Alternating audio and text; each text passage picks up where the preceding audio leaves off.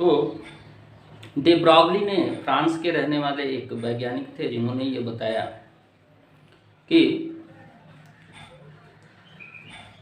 जो इलेक्ट्रॉन्स होते हैं या प्रोटॉन्स होते हैं या माइन्यूट पार्टिकल्स जो होते हैं वो एक्चुअल में वेव नेचर को शो करते हैं, तरंग प्रकृति को प्रदर्शित करते हैं, वेव नेचर को शो करते हैं।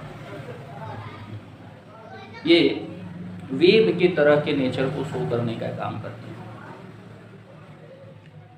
तो और उन्होंने बताया कि अगर m द्रव्यमान का कोई जिसका मास m मास का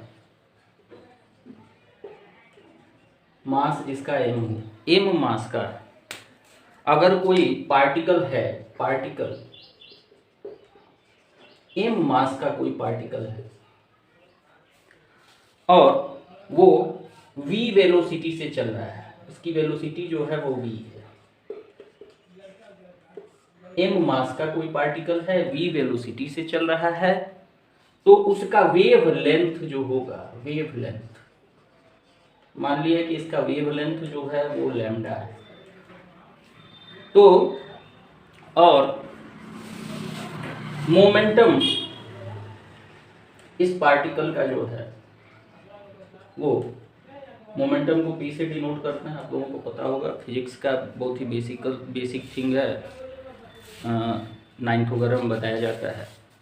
तो मोमेंटम मास इंटू वेलोसिटी होती है, उसका मोमेंटम जो होगा मास इंटू वेलोसिटी, यानी m मास हो गया, v वेलोसिटी हो गई, उनके प्रोडक्ट को हम मोमेंटम कहते हैं।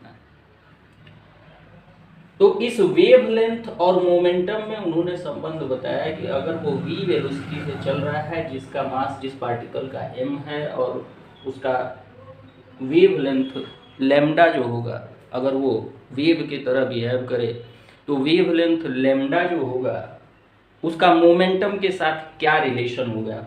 तो उन्होंने एक इक्वेशन दिया, lambda is equal to h by P या h बाई एम भी कह सकते हैं, वेयर h इज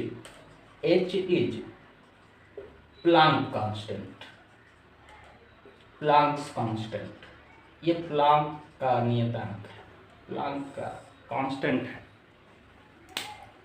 और पहले के वीडियो में इसके वैल्यूज़ को भी बताया था मैंने। तो h का वैल्यू जो होता है वो 6.626 into 10 is raise to the power -34 joule second होता है, ये प्लांक कांस्टेंट का वैल्यू। तो इस समीकरण से उन्होंने ये बताने का प्रयास किया कि जो भी माइन्यूट पार्टिकल होते हैं, बहुत ही छोटे पार्टिकल होते हैं, वो वेव नेचर को शो करते हैं, यानी कि उनकी जो वेलोसिटी होती है वो वेव की जैसी होती है और वेव के जैसी वेलोसिटी ही वो शो करते हैं।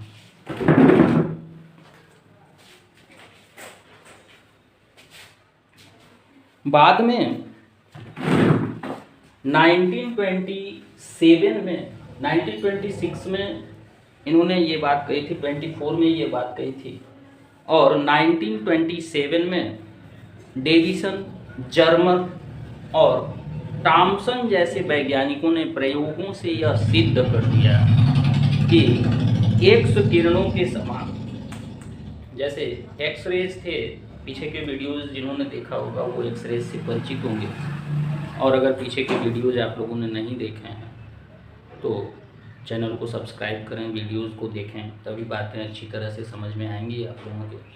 क्योंकि पीछे के वीडियोज़ को देखते हुए चलेंगे तो आगे की चीज़ें जो होंगी वो बेटर तरीके से समझ में आएंगी। तो उन्होंने कहा कि दूसरे जैसे निकिल हो गया के भी क्रिस्टल अगर हम लें तो वो भी क्या करते हैं, इलेक्ट्रॉन किरण को डिफ्रैक्ट करते हैं, इलेक्ट्रॉन का जो रेज निकलता है उसका डिफ्रैक्शन शो करते हैं। रीड और टॉमसन ने 1927 में जो है इंटरफेरेंस फेनोमेनन को शो किया, इलेक्ट्रॉन्स के इंटरफेरेंस फेनोमेनन को शो किया, यानी कि किरण पुंज को उन्होंने बाहर निकाला और इनसे इन किरणों को देख के, इनके मूवमेंट को देख के, इन रेज के वजह से ये ज्ञात हुआ कि नहीं, एक्चुअल में इलेक्ट्रॉन जो होते हैं वो वेव नेचर यानी कि तरंग प्रकृति को प्रदर्शित करते हैं। तो अब जो इन्होंने इक्वेशन दिया था lambda is equal to h/mv, de Broglie का ये इक्वेशन कहलाता है। इसके हेल्प से हम कैलकुलेशंस भी कर सकते हैं। जैसे मान लो कि इस लैम्डा को कैलकुलेट कर सकते हैं इसके हेल्प से। एक एग्जांपल देखते हैं हम लोग। मान लो कि कोई इलेक्ट्रॉन है, वो 2.00 इंटू 10⁻⁸ मीटर पर सेकेंड की वेलोसिटी से चल रहा है और तो इसके वेवलेंथ को कैलकुलेट करना है। वेवलेंथ क्या है देखते हैं, इसका वेवलेंथ कैसे कैलकुलेट होता है। वेवलेंथ इज इक्वल टू हम जानते हैं मास ऑफ इलेक्ट्रॉन जो होता है, मास ऑफ इलेक्ट्रॉन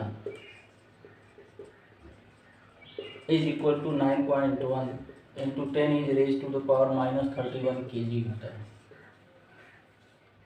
इतना किलोग्राम होता है। और H का वैल्यू मैंने आपको बताया 6.626 इंटू 10⁻⁻34 जूल सेकेंड होता है। तो अगर वेवलेंथ लैम्डा को हमें कैलकुलेट करना है तो ऊपर के इक्वेशन से हम देखते हैं h/mv हो जाएगा। तो हो गया क्या, h का value 6.626 into 10⁻⁻34 by 9.1 into 10⁻⁻31 into 2 into 10⁸ metre per second. तो इस तरह से अगर हम कैलकुलेट करें तो हमको मिलेगा क्या, 6.626 इंटू 10⁻⁻34 प्लस 31 माइनस 8 बाई 2 1 जा 2 9 2 जा 18.2। अगर हम इस 18.2 से 6.626 को डिवाइड करें तो हमको लगभग मिलेगा क्या, 6.626 डिवाइडेड बाई 18.2, पॉइंट बढ़ा दिया तो 66 हुआ।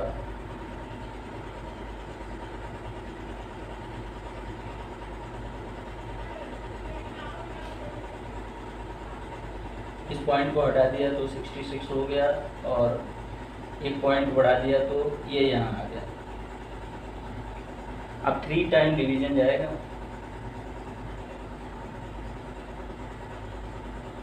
2 3 जा 6, 8 3 जा 24, 1 3 जा 3 2 5।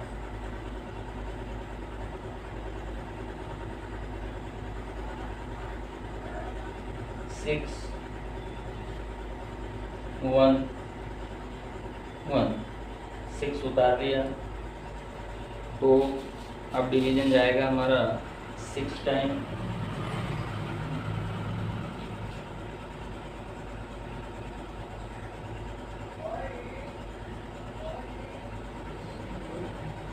फोर 7,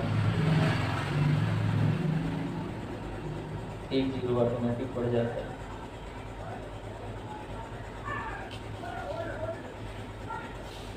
फिर 3 टाइम लगता है तो हमको मिला 0.363 इंटू 10⁻⁻³ -3 -11 या 3.63 इंटू 10⁻⁻12 मीटर। ये वेवलेंथ हमको मिली। तो इस इक्वेशन के हेल्प से हम किसी भी स्मॉलेस्ट पार्टिकल, चाहे वो इलेक्ट्रॉन हो चाहे वो प्रोटॉन हो, अगर वो मूवमेंट कर रहा है तो तो उसके वेव लेंथ को कैलकुलेट किया जा सकता है।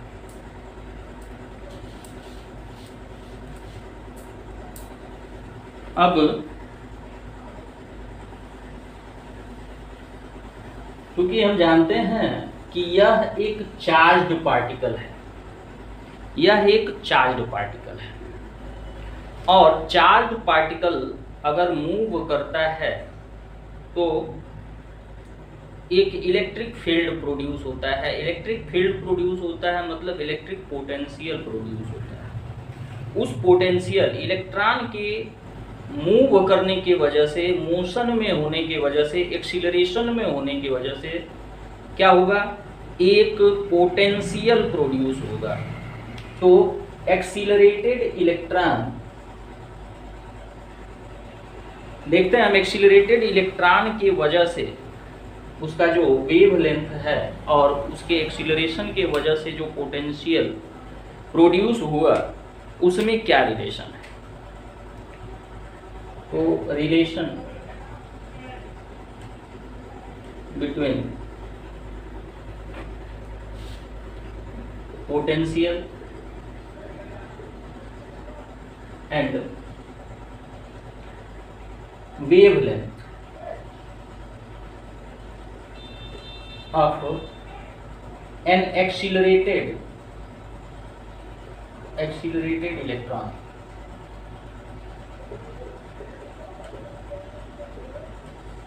एक्सीलरेटेड इलेक्ट्रॉन और पोटेंशियल में क्या रिलेशन है उसके वेव लेंथ में।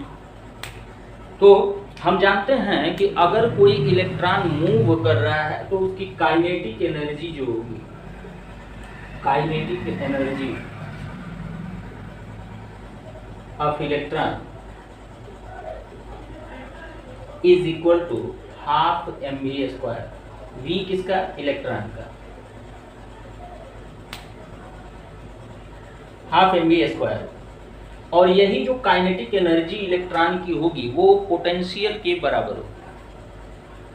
यही टोटल एनर्जी है और यही एनर्जी इलेक्ट्रिक पोटेंशियल, यानी वो भी एक एनर्जी है, इलेक्ट्रिक पोटेंशियल के बराबर होगी। यानी हम कह सकते हैं potential of accelerated electron is equal to half mv²। ये हाफ mv² के बराबर होगी। या हम कह सकते हैं क्या, और यहाँ वेलोसिटी को अगर हम देखें, वेलोसिटी को अगर हम देखें तो v² is equal to ve। अब 2 यहाँ है तो 2 ऊपर चला गया बाई m, या फिर v इज इक्वल टू, इसको रूट में रख दें, 2 पोटेंशियल ऑफ, ये वेलोसिटी है, स्मॉल v है, potential of electron by m, ये रूट में है। तो ये वेलोसिटी की वैल्यू हो गई, वेलोसिटी की वैल्यू हो गई, हम जानते हैं lambda is equal to h/mv, h/mv। तो अब हम अगर इसमें v के वैल्यू को रखें तो हमको मिलेगा क्या, lambda is equal to h/,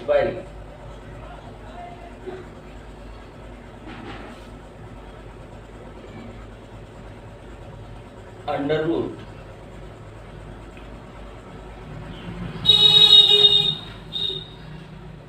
to MEV।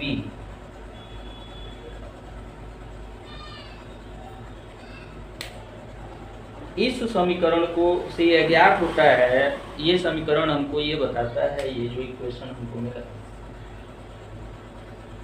ये हमें ये बताता है कि डे ब्रागली के समीकरण से ये हमको मिलता है, और इससे ये ज्ञात होता है कि जो इलेक्ट्रॉन है अगर वो एक रे को प्रोड्यूस कर रहा है, एक्सीलरेशन में है, एक तेजी से रे निकल रही है, तो उसके पोटेंशियल जो है उसके तरंग दैर्ध्य के इनवर्सली प्रोपोर्शनल होता है। यानी कि अगर वेव लेंथ इंक्रीज करता है इसका मतलब क्या है कि पोटेंशियल डिक्रीज करेगा, यानी lambda is inversely proportional to potential of electron. तो इस तरह से हमने देखा, दे ब्रागली ने वेव नेचर को बताया, इलेक्ट्रॉन एक वेव की तरह बिहेव करता है।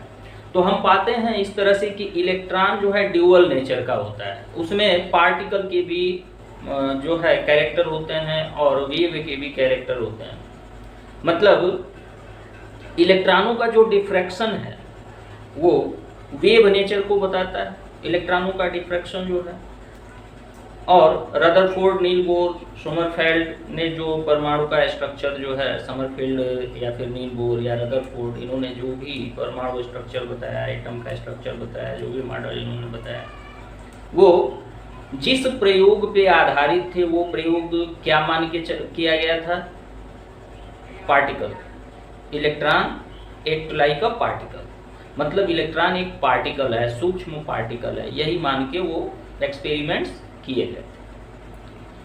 तो आज के इस वीडियो में हम लोगों ने समझा इलेक्ट्रॉन के वेव नेचर को, दे ब्रागली के इक्वेशन को समझा। दे ब्रागली के इक्वेशन से हम जो है क्या फाइंड आउट करते हैं। इसके अलावा हमने जो है पोटेंशियल इलेक्ट्रॉन के, एक्सीलरेटेड इलेक्ट्रॉन के पोटेंशियल और उसके वेवलेंथ में रिलेशन को देखा।